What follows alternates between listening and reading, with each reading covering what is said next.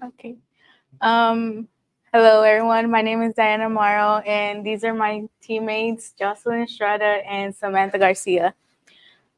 Um, we are part of the Guadalupe Centers High School, and we collaborated with Chicano Centers for the Arts for this presentation. So, yeah.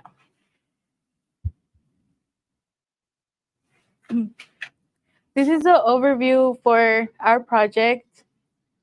In our research, we learned that many entrepreneurs start differently, and some of them don't get successful business due to not knowing how or where to start. Also, some of them get stuck on what to do next for their business. We also learned that many go through different phases of their business, so everyone has different levels of success. What we did during our field work was we went on a field trip and we interviewed some entrepreneurs and asked questions about why they started their business and also what their experience throughout it and how it could be overwhelming. And we did it to get a better understanding of the business industry. Now, for the outcome of our project, things we're going to be talking about were some challenges entrepreneurs were facing, some emotions. We're going to talk about some advice we got from them, and then talk about the different perceptions of success.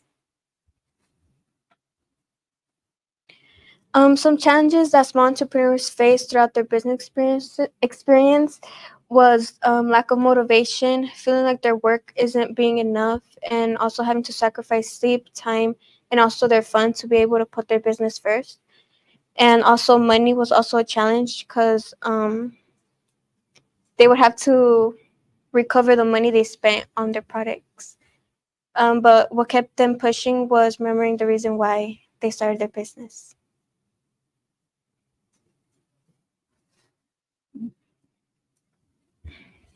Now, for emotions and motivation and how those help us thrive at our business, well, we have to remember why it's important for entrepreneurs to acknowledge other feelings. And that is because when you understand what your feelings are, you are able to understand your work better. And a pattern I've noticed when we were interviewing our entrepreneurs was that they tend to focus only on the negative emotions and they don't really give any importance to the rest of their emotions, right? That can be like happiness, that can be excitement, that can be confidence. And if we realize those emotions have a positive connotation, so when we hear others talk about those emotions, they lead us to believe that they're being successful. And it can be true because everyone has their different view of success. For motivation, everyone has the reasons as to why they do things. That can be passion, their love for something. That can be community, because they want to be leaders instead of impact. That can be research, or they just want to learn more about the topic. An example we have is Kalia Smith. We interviewed her, and her business is called CRWND, which stands for Colored Richness.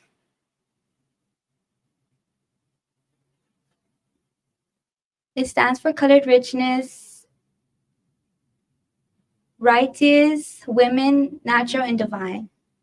Her business focuses on representing her ethnicity. She sells gift cards, she sells accessories, she sells tote bags and journals, and she designs them to her race. Her motivations are her family and customers. Overall, we are able to see that if you stay optimistic, even when things aren't going as you want, the positive energy encourages you to keep working hard and solve the problem out.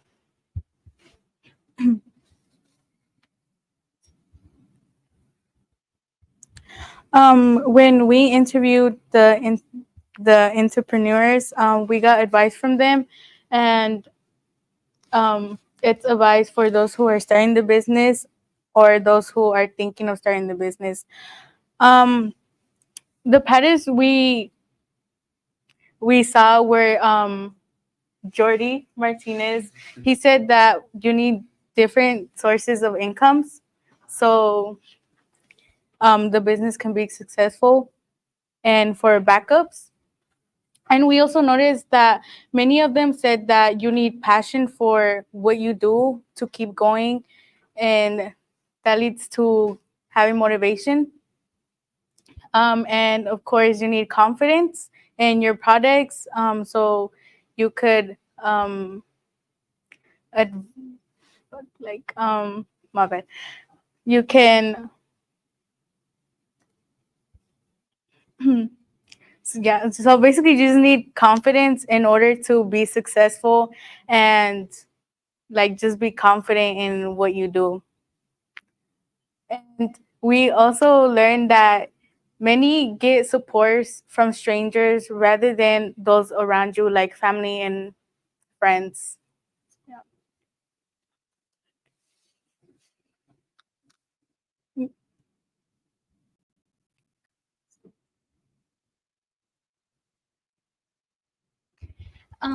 So now we're going to be talking about the different perceptions of success. So everyone has their own way of seeing what success is to them. Everyone has a different perspective.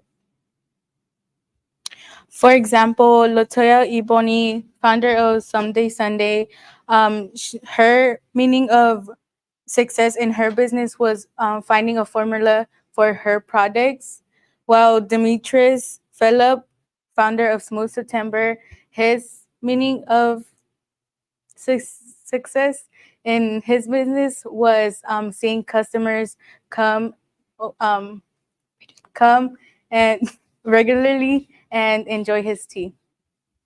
Now we want you guys to self reflect over your own progress. We have a few questions for you guys. When was a point in your career when you felt like you accomplished something? Think about an obstacle you have had to overcome, but only focus on the impact it has had on your growth. Have you ever stopped and had a moment to celebrate about and appreciate the things you have accomplished so far? If you haven't, does doing so change the way you feel about your work?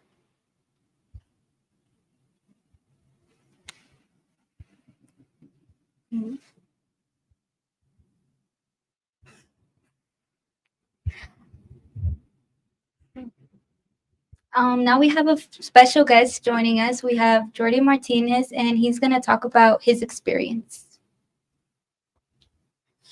Good afternoon, everybody. My name is Jordi Martinez, and I am the CEO of Action Tree and Lawn Service, LLC, ex Jordi's Lawn Care Services.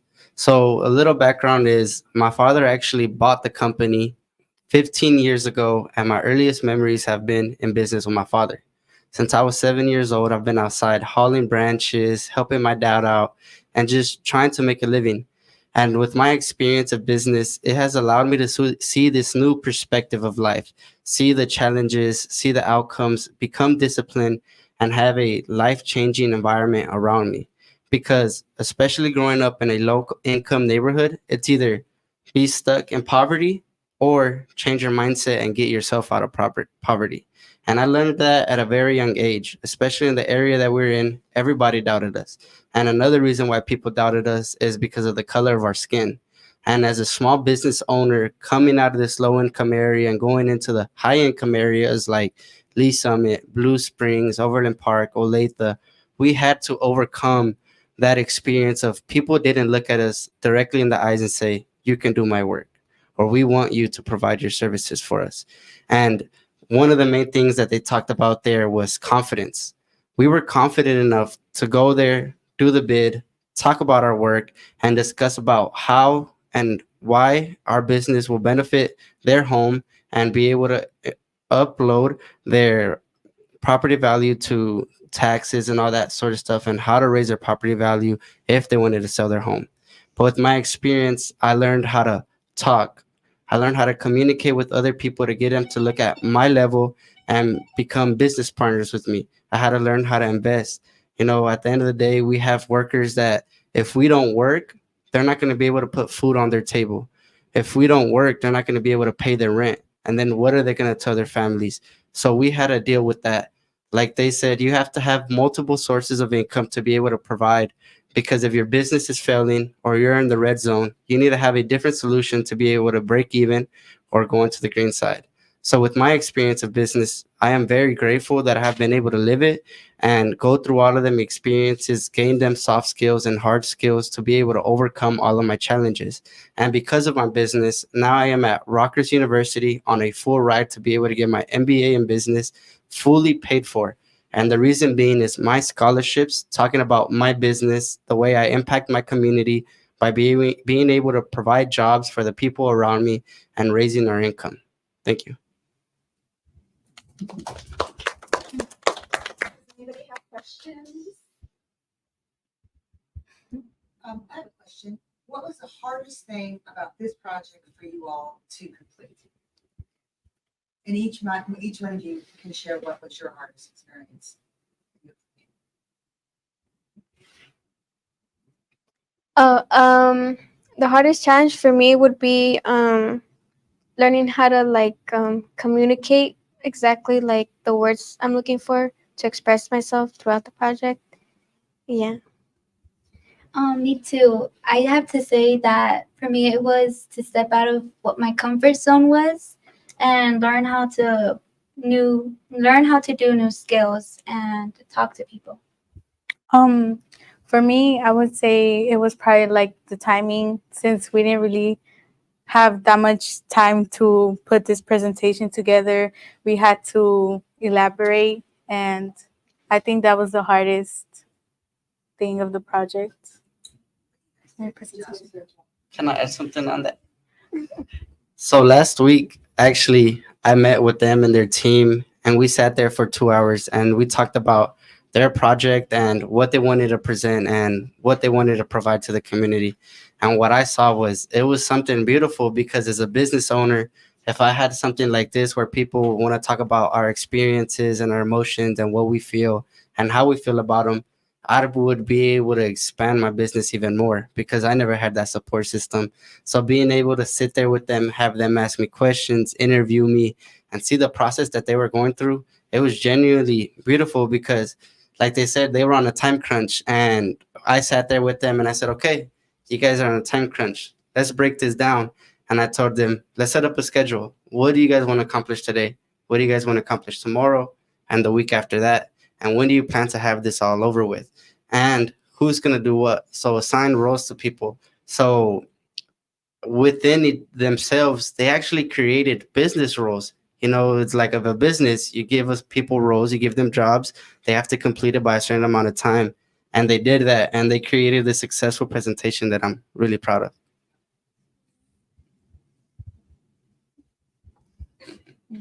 Do you all have anything within your learning that really stuck out to you or that kind of made a good impression on you, even with the interviews or just in doing the presentation, or even just working amongst each other or just working with Jordy? Like, was there anything that really stuck out to you, like that was a good moment within this? For me, I think the best thing I enjoyed about this project was creating bonds with people I didn't know I was gonna bond with in my life, especially with Jocelyn and Kevin. Yeah, That's great. So it went even beyond just the doing the work. yeah, working Networking. together. That's network. For me, it was to be able to learn new things. I was able to learn more about what it is an entrepreneur, like what the process is. And it was just like expanding my knowledge on that. For me, it was also the bonds with Diane and Kevin also, because I didn't really like talk to them until the project. Jordy, what do you have anything to add? Sure. Well, for me, it was unexpected to actually talk about my experiences of business because I joined my father officially, taking a big role 5 years ago at a very young age. And ever since then, I've been under a lot of pressure to be able to put food on the table, keep that roof on our head, and get the bills paid. And I'm in class and my phone is blowing up, and I'm like, sorry, professor, I have to step out real quick. I have to answer this business call. And sitting there with them and actually talking about it, it was like some type of venting for me. I got to finally get it out of my system, not be shy about it, because as a business owner, you're expected to put this hard stone cold front that, oh, no matter what happens, I'm okay. I don't need to talk about it. But no, we need to talk about it. We need to get it off our chest and like really admire our achievements, because before I would accomplish something, a milestone, and I wouldn't really appreciate it and take it in. But when I sat there and they started asking me questions, I was like, wait, I'm 18 years old and I've accomplished all of these things in my life, and I've never really sat down and thought about it. So being there with them and thinking about it, it really helped me spiritually and mentally to be able to continue doing great things in life. Yeah, no, I think you all. Yes. So I asked Deanna what was her experience as their mentor for this project. I will have to tell you, this is my first time doing this. I actually work with mentors who help mentees, right? So I have an organization I've been working with for 15 years, but I've never really been the mentor. So this was new for me. And I have to tell you, it's exactly what I've learned over the 15 years. Young people literally know it. Like, you all know it. Like, you literally probably don't even need us. Sometimes you just need us to kind of help bring that power up, but you have that power already in you. Like, no matter what you're going to do, you all have that. Like, I know it's nerve-wracking. I'm an introvert, and that's just a normal thing, right? And it's probably going to stick with you maybe forever. I'm 48 and I'm still an introvert and scared to be in front of people, but I have to do it all the time, right?